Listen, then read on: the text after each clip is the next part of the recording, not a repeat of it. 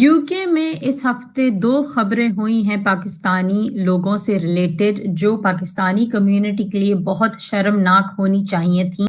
आज पहले यह देखिए कि ब्रिटेन में पाकिस्तानी मूल के मुसलमानों पर इतना हंगामा क्यों हो रहा है। ब्रिटेन में सरकार और विपक्ष के बीच ग्रूमिंग गैंग्स के मुद्दे ने एक बहुत बड़ा रूप ले लिया है। Hill said it was made clear to her by her attackers that because she was white, a non-Muslim, a virgin, and didn't dress modestly, that she deserved to be punished. She was reportedly raped over 100 times and endured what she says was religiously sanctioned sexual violence and torture. The trend of Pakistani grooming gangs, race and religion are a factor. Let me take you back to 2012. One such gang in Rockdale was convicted by the court. Listen to what the judge said. All of you treated the victims as though they were worthless and beyond any respect. One of the factors leading to that was the fact that they were not part of your community or religion. Some of you, when arrested, said that this was triggered by race. That is nonsense.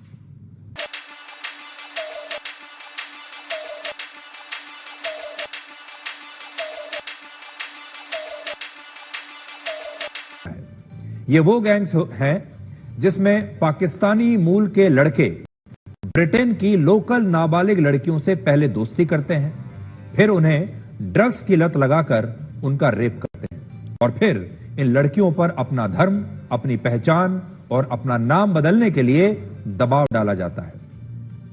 Bharat में भी इस तरह की घटनाएं होती हैं, लेकिन भारत में इनके लिए ग्रूमिंग गैंग्स की जगह कुछ और शब्द इस्तेमाल होते हैं।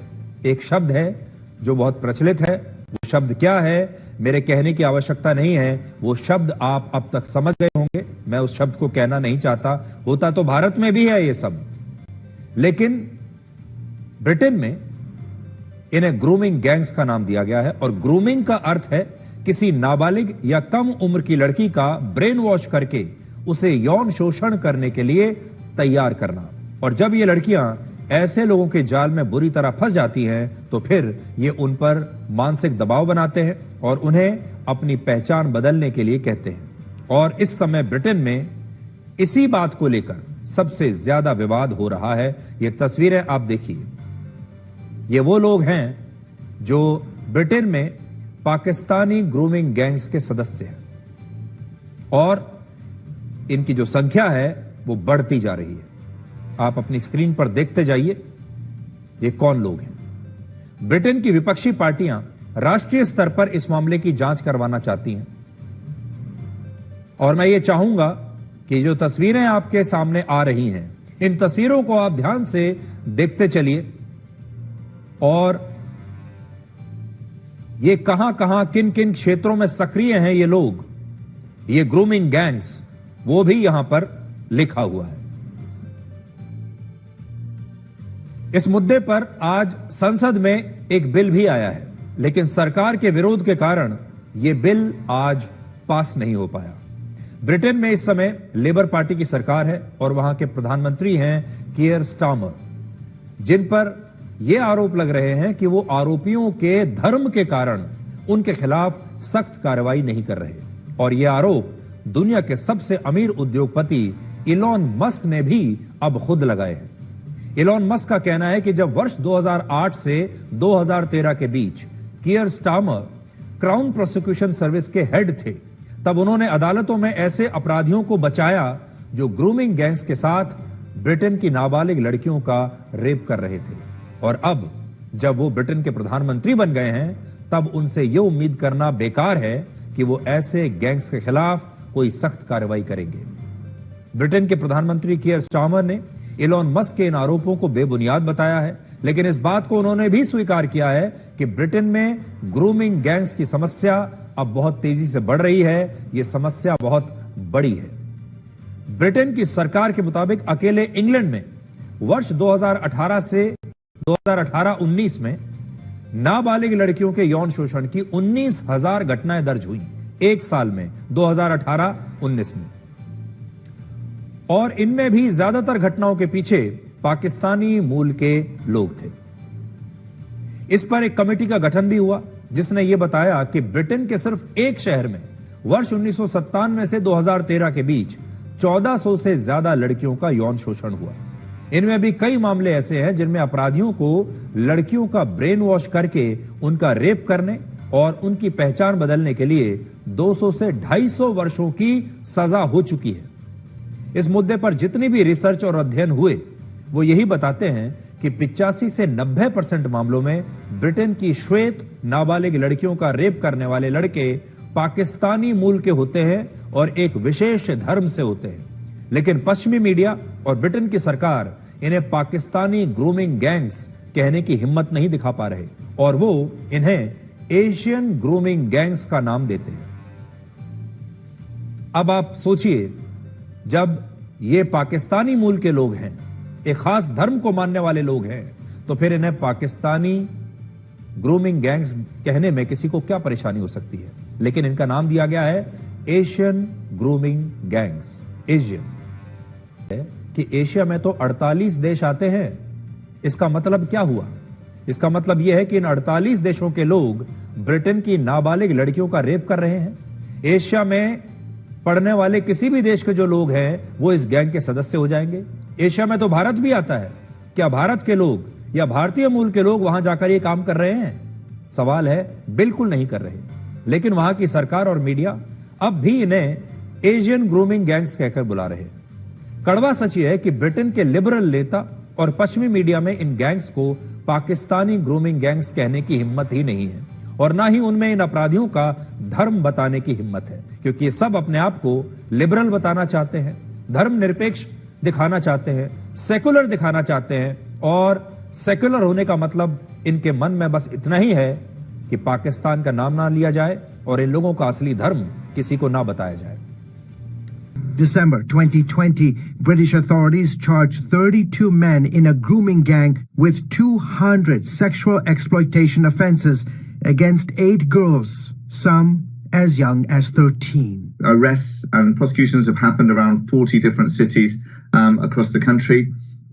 In one or two cities, we know there's at least 1,000 victims.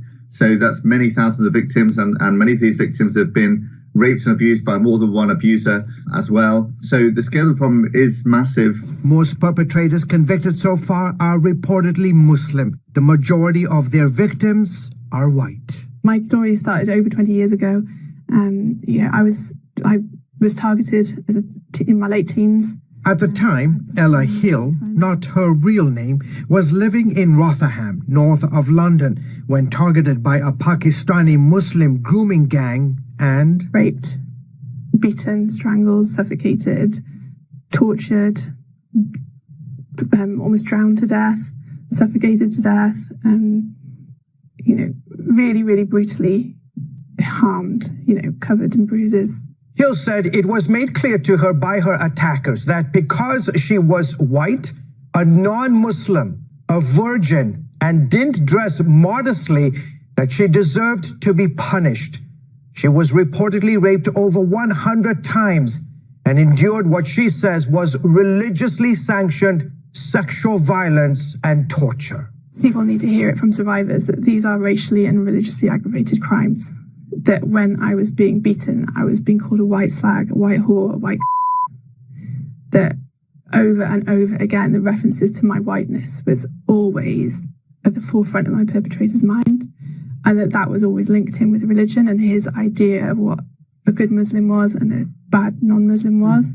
She escaped a year later, becoming part of the UK's largest ever child sexual abuse investigation. More than 20 years later, these same assaults in European cities are only getting worse. The sexual violence is increasing because of the number of immigrant men from Muslim majority countries who are responsible for most of these, not all of them, but for most of these. In her new book, Pray, Somali-born women's rights activist Ayaan Hirsi Ali argues that immigration and Islam are major factors threatening women's safety. She documents how a surge of migrants coming to Europe from Muslim-majority countries has led to a spike in rapes, sexual harassment cases, and other violence against native white women. There are groups of men most of them immigrant, who engage in this behavior of catcalling,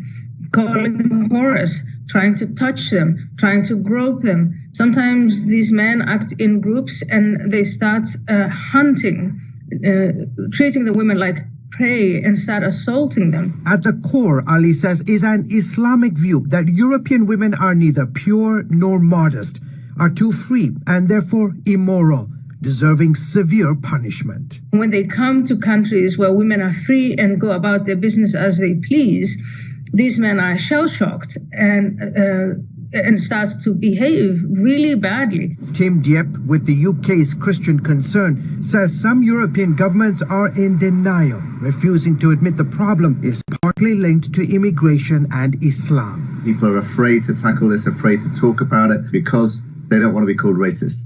And that means that we're sacrificing young girls on an ultra